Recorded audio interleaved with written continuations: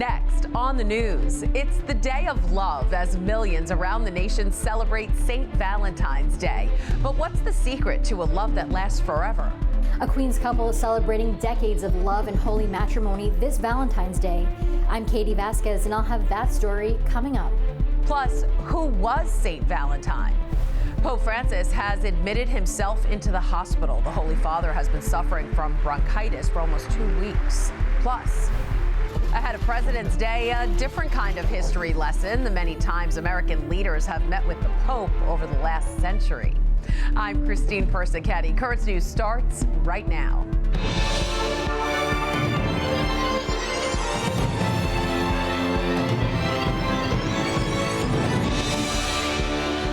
Happy Valentine's Day. In honor of this holiday celebrating love, we're introducing you to a Queens Catholic couple who has been in love for over 6 decades. So who better to ask what the secret is to a happy marriage? Currents News' Katie Vasquez has their answer from Ridgewood. Maria and Ernest Pospisil have traveled the world together. We've been to England and we've been to Portugal. The architecture and the... But their journey in love started in Manhattan when they met at a popular dining and dance spot on June 19th, 1961. Where the ladies asked the men to dance rather than the reverse. Only once in a while. It's not all the time, you know. It was just once in a while, and I chose him, and that was love at first sight. The Queens couple would get married 2 years later at Immaculate Conception Church in Astoria. From the moment they said, "I do," they knew they would be in this adventure together forever. We are one. We are not two anymore. We become one. And that is so important that you carry that through your life. Of God's mercy. The pair, who both grew up in traditional Catholic families from different parts of Europe, say it was God who has fueled their lives and their love. And with your spirit. To this day, they attend Mass 6 days a week at St. Matthias Church in Ridgewood. You're supposed to help each other to get to heaven. So That's what we're trying to do. Although they have had their share of bad days, they always remember the good traits in each other. He likes to listen to me when I have a problem. When they made Maria, they threw away the mold. Happy Valentine's Day! 62 years later, with 1 child, 3 grandchildren, and 3 great-grandchildren, they still keep the spark alive. We always trusted each other, and we trusted in God. I was just totally convinced that this was what was meant to be, and I couldn't be happier. They hope to keep exploring the world together and happily in love. In Ridgewood, Katie Vasquez, Currents News. So sweet. So who was St. Valentine? While you may have remembered the flowers and chocolate today, don't forget the person this day is named after. St. Valentine is the reason why people celebrate on February 14th. According to the church, the saint was a 3rd century Christian who died a martyr during widespread Roman persecutions. But before that, historians say he married Christian couples in secret. Brooklyn Bishop Robert Brennan is sending his own Valentine's message in a new episode of his podcast, Big City Catholics. Bishop Brennan is encouraging men and women to listen to their vocation and take part in the sacrament of holy matrimony. We have a real need for young people who are willing to make that commitment. It's a real and an important commitment. And it's one that the statistics are showing people are getting a little bit shy about making. And so we really are looking to pray, not only just to weddings, we're looking for men and women to enter into Catholics, into sacramental marriage, to live holy, faithful, life-giving unions. What a powerful sign of the love of God. According to a CARA study, Catholic marriages have declined by 69% over the last 50 years. But in some good news, Pew Research found that Catholics are less likely to divorce. You can listen to the full conversation on Bishop Brennan's podcast, Big City Catholics, at podcast.dioceseofbrooklyn.org or search for Big City Catholics on Spotify and Apple Podcasts. Developing tonight, Pope Francis is currently in the hospital. The Holy Father admitted himself to Agostino Gemelli Hospital in Rome after his scheduled meetings on Friday. According to the Holy See press office, after the worsening of his bronchitis in recent days, the Pope has undergone tests and is starting treatment for a respiratory tract infection. They report he is in stable condition, though he does have a slight fever. The Vatican has made adjustments to this weekend's Jubilee plan so they don't include the Pope. Be sure to stay tuned to Currents News and the tablet for continuing coverage of the Pope. Archaeologists have unearthed the remains of a basilica from Roman London. The roughly 2,000-year-old remnants were discovered during work to redevelop an office block in London's financial district. Experts say the basilica would have housed the tribunal, where officials and politicians would discuss important decisions on a raised stage. It's being called one of the most significant discoveries made in the city in recent years. Turning now to a story we first brought you as part of my series, The Pulse of the Parish. A group of women who put prayer in every stitch of the shawls they make at Our Lady of Lourdes Church in Queens Village have added to their rows.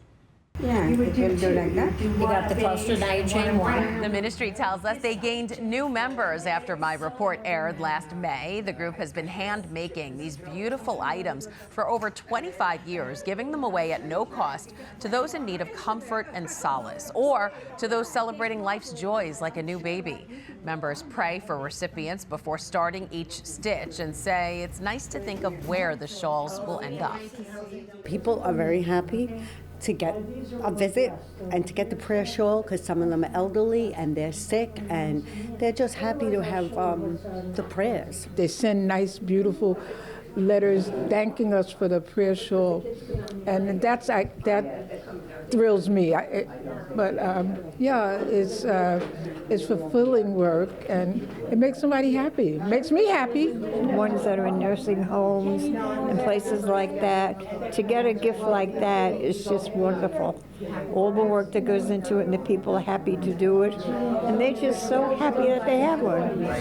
The pastor of Our Lady of Lourdes, Father Patrick Longalong, blesses the shawls before they're gifted.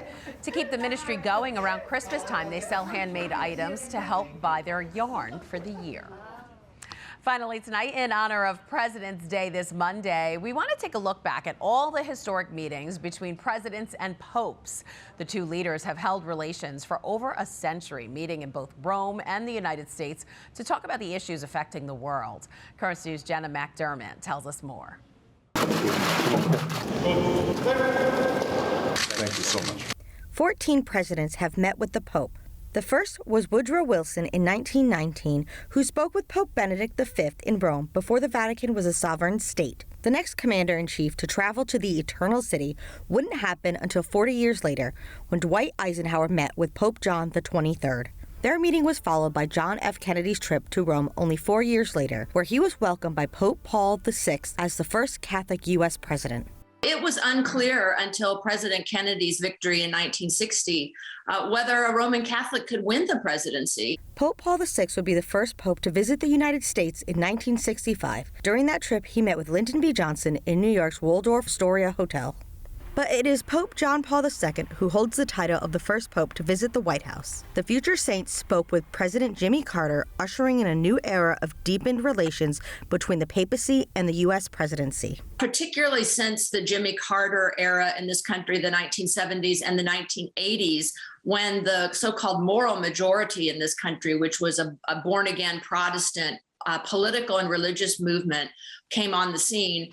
It's been important for presidents to indicate their religiosity and their spirituality, if they have it.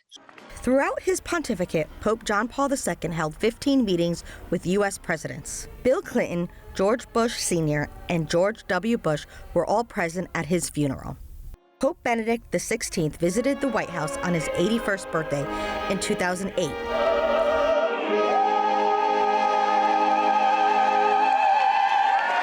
In 2009, Barack Obama visited the Vatican for the first time. Thank you so much. It's a great honor for me. He returned again as president in 2014 to meet with Pope Francis, who returned that visit just over a year later by coming to the United States. My fellow Americans, The second Catholic president, Joe Biden, has met with Pope Francis in person 3 times as commander-in-chief and spoke to him a few times on the phone.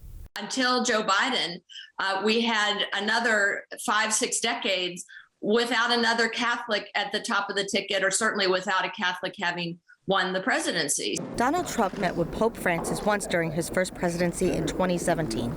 The meeting proceeded amicably despite prior public disagreements on climate change and immigration. That was Currents News' Jenna McDermott reporting. There has been no word on any meeting between Pope Francis and President Trump during his second presidency. Recently, the Pope published a letter speaking out against Trump's immigration orders, but the Holy Father did send a message saying he would pray for the 47th Commander-in-Chief when he was inaugurated. And speaking of President's Day, before we go, a quick programming note for this coming Monday. Currents News will be airing a special on the recent reopening of the famous Notre Dame Cathedral. That will be this Monday, February 17th at our normal time, 7 p.m. That is this Currents News update. I'm Christine Persichetti. Thank you for joining us because we are putting your faith in the news. Hope to see you again next time.